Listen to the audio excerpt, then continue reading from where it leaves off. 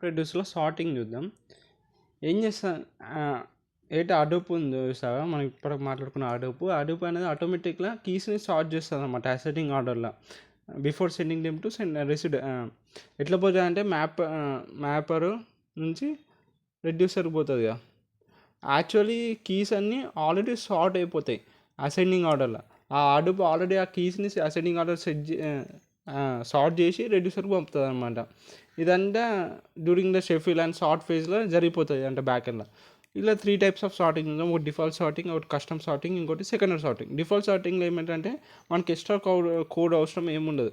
Keys అన్నీ alphabetic ఆర్డర్లో are numerical పరంగా అసెండింగ్ ఆర్డర్లో సార్ట్ అయిపోయి ఉంటాయి.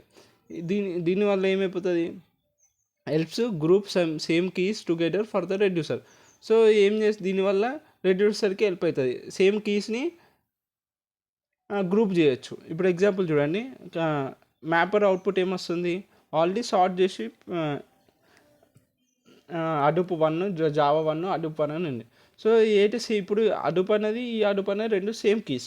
సో సేమ్ కీస్ ఉంటాయో అవన్నీ టుగెదర్గా గ్రూప్ చేస్తాం. ఇప్పుడు అడూప్ 1,1 జావా 1 ఉంది. సో ఇట్లా సేమ్ కీస్ ఉన్నాయి, గ్రూప్ చేసి ఆల్ఫాబెటిక్ ఆర్డర్లో కానీ న్యూమరికల్ ఆర్డర్లో కానీ అవి అసెండింగ్ ఆర్డర్లో రెడ్యూసర్కి ఇన్పుట్లకి ఇస్తాం. ఇట్లా పనిచేస్తుంది అనమాట. బిఫోర్ సార్ట్ ఇట్లా ఉంటుంది, ఆఫ్టర్ సార్టింగ్ ఇట్లా ఉంటుంది. అర్థమైంది కదా, మళ్ళీ చెప్పాల్సిన అవసరం లేదు కదా. ఏం లేదు, ఉన్న కీస్ని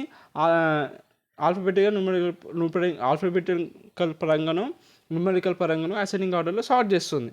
ఎలా ఇంకా ఒకవేళ సేమ్ కీస్ ఉన్నాకో, సేమ్ కీస్ ఉంటే ఆ రెండింటిని గ్రూప్ చేసి టుగెదర్గా యాజ్ ఇన్పుట్గా రెడ్యూసర్కి ఇస్తుంది. అట్లా అనమాట సార్ట్ చేసి. మ్యాపర్ అవుట్పుట్ ఇట్లా ఉంటుంది, రెడ్యూసర్కి ఇన్పుట్ ఇట్లా ఇస్తుంది, అట్లా అనమాట. ఇంకోటి కస్టమ్ సార్టింగ్ అనేది మనం కీస్ అన్ని డిసెండింగ్ ఆర్డర్లో సార్ట్ చేస్తాం. జావా కోడ్ అది ఇక్కడ రాశాను. ఒక క్లాస్ డిక్లేర్ చేస్తాం, ఒక descending order sort descending order sort అని పెట్టి సూపర్ టెక్స్ట్ క్లాస్ ట్రూ అదే పబ్లిక్ ఇంటూ కంపేర్ రెండింటిని కంపేర్ చేసి అవి ఆటోమేటిక్గా రివర్స్ సార్ట్ అయిపోతాయి అనమాట డిసెండింగ్ ఆర్డర్లో. అంతే. సెకండరీ సార్టింగ్ అనేది ఒకవేళ మనం కీ వాల్యూతో పాటు ఎక్స్ట్రా వాల్యూని కూడా సార్ట్ చేయాలనుకుంటే, అంటే యాడ్ చేయాలనుకుంటే, ఇప్పుడు ఎగ్జాంపుల్ చూస్తే మీకు అర్థమవుతుంది. ఇది సార్ట్ బై 2 ఫీల్డ్స్ అనమాట. ఇప్పుడు use it when we want to sort by key plus key value plus another a field అంటే డిపార్ట్మెంట్ కానీ శాలరీ కానీ అలాంటి ఫీల్డ్స్ నువ్వు యాడ్ చేసి కీ వాల్యూతో పాటు అది యాడ్ చేసి సార్ట్ చేయాలనుకుంటే అప్పుడు సెకండరీ సార్టింగ్ అనేది పనికి వస్తుంది. ఎగ్జాంపుల్ చూడండి, టు ఇంప్లిమెంట్ ఒక కాంపోజిట్ కీని క్రియేట్ చేయాలి. ఎగ్జాంపుల్ డిపాజిట్ ప్లస్ శాలరీని సెకండ్ సార్టింగ్ ఇంప్లిమెంట్ చేయాలంటే ఇట్లా ఇది ఇంప్లిమెంటేషన్ ప్రొసీజర్ అనమాట. ఫస్ట్ ఒక కాంపోజిట్ కీని క్రియేట్ చేయాలి, like example department plus salary. తర్వాత ఓవర్ రైట్ చేయాలి compare to sort by both piece.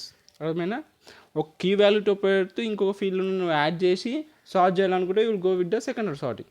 అట్లా.